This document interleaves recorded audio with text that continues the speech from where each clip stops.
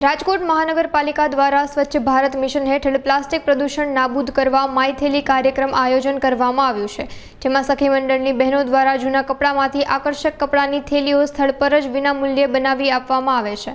શહેરના central zone, East zone અને west zone ખાતે તારીખ 5 જૂનથી 31 ઓક્ટોબર દરમિયાન ગુરુવાર અને શુક્રવારે સખી મંડળની બહેનો જૂના કપડામાંથી વિનામૂલ્યે થેલીઓ બનાવી આપશે. Deepti Agariya, senior community organiser, project શાખા, રાજકોટ મ્યુનિસિપલ કોર્પોરેશન. આ માય થેલી કાર્યક્રમ છે એ વિશ્વ પર્યાવરણ દિવસ 5 જૂનથી શરૂ કરી અને 31 ઓક્ટોબર સુધી ચાલવાનો છે. અને આ કાર્યક્રમમાં રાજકોટ મહાનગરપાલિકાની જે એન્યુએલએમ યોજનાની જે સ્વસહાય જૂથની બહેનો છે એ બહેનો મારફત જે શહેરીજનો છે એ પોતાનું વેસ્ટ કાપડ લઈને આવશે, એમને થેલી બનાવી આપવામાં આવશે.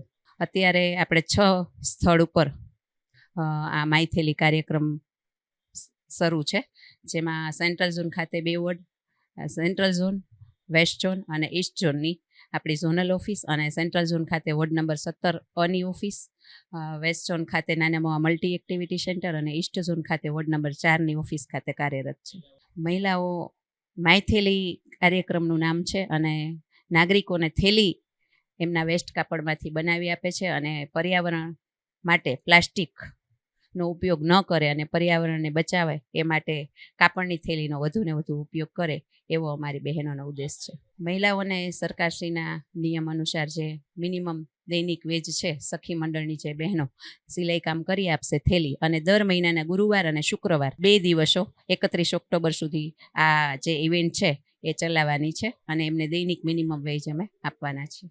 મુખ્ય ઉદ્દેશ પર્યાવરણનું જતન કરવાનો છે અને લોકો પ્લાસ્ટિક છોડી અને કાપડની બેગનો વધુને વધુ ઉપયોગ કરે એ માટે શહેરીજનોને પણ આ કાર્યક્રમમાં સામેલ કરવાનો છે. સ્વસહાય જૂથની બહેનો છે એ તો થેલી બનાવી આપશે, પણ શહેરના તમામ બહેનો, ભાઈઓ બધા આ કાર્યક્રમમાં જોડાઈ શકે છે. એમની ઘરે જે વેસ્ટ કપડાં છે એ લાવી આપશે. દર ગુરુવાર અને શુક્રવાર જે 6 સ્થળો આપણે નક્કી કરેલા છે ત્યાં અમારી બહેનો એમને થેલી સિલાઈ કરી આપશે ફ્રી ઓફ ચાર્જથી.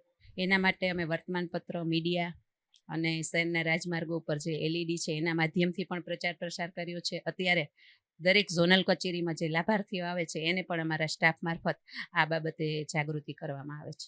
હર્ષાબા રવિરાજસિંહ રાઠોડ.